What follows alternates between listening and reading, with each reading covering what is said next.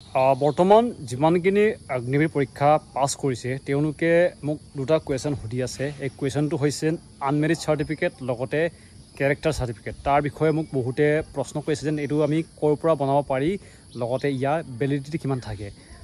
তো প্ৰথম আহিছোঁ আপোনালোকৰ আনমেৰিট চাৰ্টিফিকেট। এইটো আপোনালোকে বনাব পাৰিব যদি আপুনি টাউনত আছে, আপুনি নিজৰ মিউনিচিপালিটি অফিচ তালৈ গৈ পিনি আপুনি এখন লিখা এখন আনিব লাগিব, মানে প্ৰমাণপত্ৰ আনিব লাগিব। এখন আনিলেও হৈ যাব, নহ'লে যদি আপুনি গাঁৱত আছে আপুনি নিজৰ গাঁওবোৰৰ পৰা লিখা এখন আনিব পাৰিব। দ্বিতীয়টো হৈছে আপোনালোকৰ কেৰেক্টাৰ চাৰ্টিফিকেট। এইটো আপুনি ক'ৰ পৰা বনাব, তাৰ কাৰণে আপোনাৰ অপশ্যন আছে তিনিটা। প্ৰথম হৈছে আপোনালোকৰ যদি বৰ্তমান য'ত আপুনি পঢ়ি আছে, স্কুল কলেজ হওক বা ইউনিভাৰ্চিটি হওক, য'ত আপুনি বৰ্তমান পঢ়ি আছে তাৰ পৰা প্ৰিন্সিপালে এখন লিখি দিয়া চাৰ্টিফিকেট লাগিব। আপুনি কেৰেক্টাৰ চাৰ্টিফিকেটটো এইটো আনিব পাৰিব। নহ'লেও আপুনি যদি গাঁৱত আছে আপুনি নিজৰ গাঁওবোৰৰ পৰা এখন প্ৰমাণপত্ৰ আনিব পাৰিব, লিখা এখন আনিলেও হ'ব।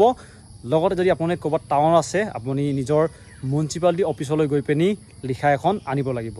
আৰু এই সকলো দুখন চাৰ্টিফিকেটৰ ভেলিডিটি থাকিব মাত্ৰ 6 মাহ, মানে আপুনি 6 মাহৰ ভিতৰতে বনাব লাগিব, নহ'লে আপোনালোকক এইটো একচেপ্ট কৰা নহ'ব।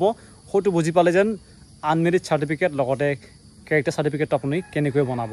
লগতে যিমানখিনি অগ্নিবীৰ দিবলগীয়া কেণ্ডিডেট আছে সকলোকে ক'ম যেন ভাল জোতা লিংক আছে আপোনালোকৰ পাতল জোতা 1600 মিটাৰৰ কাৰণে আপোনালোকে লিংক ডিছক্ৰিপশ্যন আছে, গৈ পিনি চেক আউট কৰিব পাৰিব। আপোনালোকে দেখিব সকলোখিনি চেগা আছে, চেগা আপোনালোকে বহুতে ভাল পায়, এইটো কাৰণে চেগা লিংক দিয়া আছে, গৈ পিনি চেক আউট কৰিব কিনিব পাৰিব।